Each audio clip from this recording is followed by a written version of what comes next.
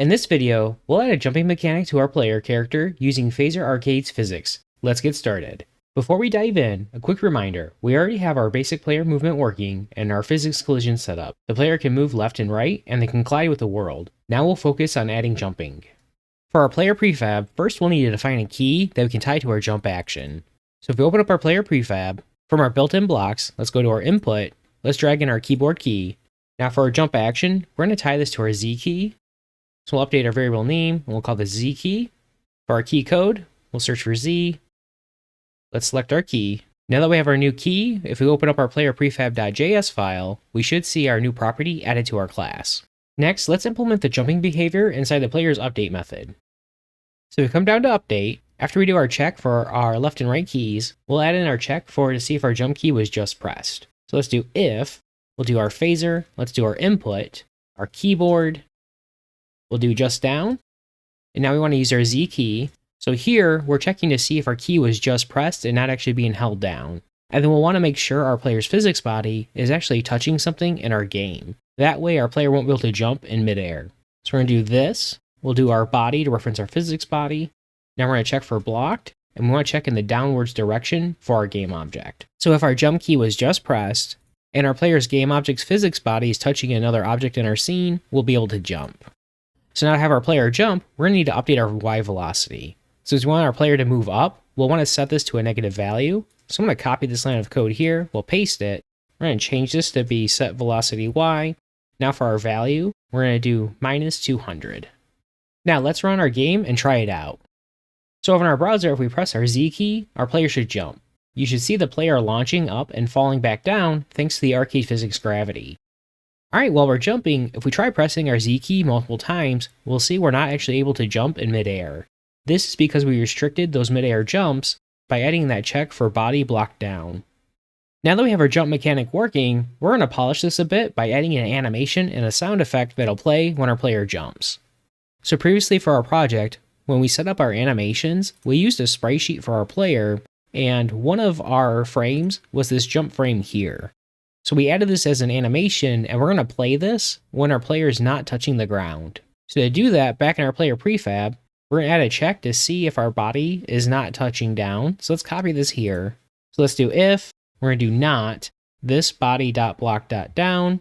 So if we're not touching the ground, then we want to play our jump animation. Play our jump animation, we'll do this.play. I'm going to jump over to my animations.json. I'm going to copy my key from here.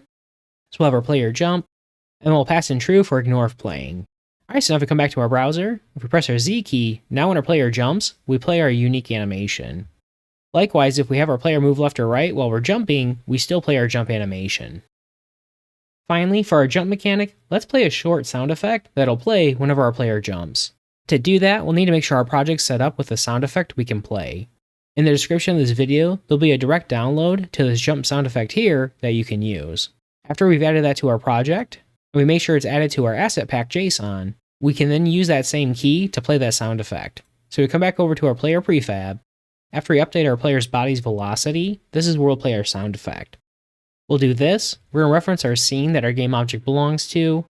Now we want to reference our sound manager. And now we want to do play to play our sound effect. And now we just need to provide our key of the asset we want to play, and this will be our jump sound effect. So now if we save, if we come back over to our browser, let's refresh. Now when our player jumps, we should now hear our sound effect for our game. Finally, for our player prefab, we're going to make our values for having our player move and jump be a little bit more dynamic. Instead of hard-coding our values here inside our player prefab.js file, we're going to expose these as properties, so we'll be able to configure them through our inspector. To do this, if we open up our player prefab scene, in our outline view, if we click on prefab properties, in our inspector, let's choose add property. Let's do a number property. For our first property, we're going to call this speed. For our tooltip, we'll say how fast the player can move. For our default value, we're going to use our 80 value that we set in our script. Let's add in one more property. We'll do another number property. We're going to call this jump force. For our tooltip, we'll say how high the player can jump. Now for our default value, let's do 200. So now if we save, if we come over to our level scene, if we click on our player prefab, we'll see now in our inspector, we have our two properties with our default values. So now what we can do in our player prefab.js file, we can now use those properties on our class instead of using our hard-coded values here. So to use our new properties, we'll start with our x velocity. So we're going to do this.speed. We want to multiply it by -1. Now when we go to the right direction, we just want to do this.speed. And now when our player jumps, we're going to do this.jump force. We're going to multiply it by -1. So now if we save, if we refresh our browser, if we have our player move left or right, our player should still be able to move. If we press our jump key, our player should still be able to jump in the air. Nice.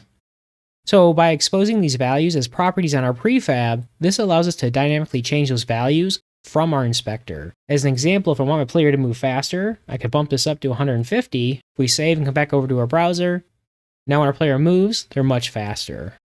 And so this is really useful for any properties we want to be able to toggle without having to manually update our code in our JS file.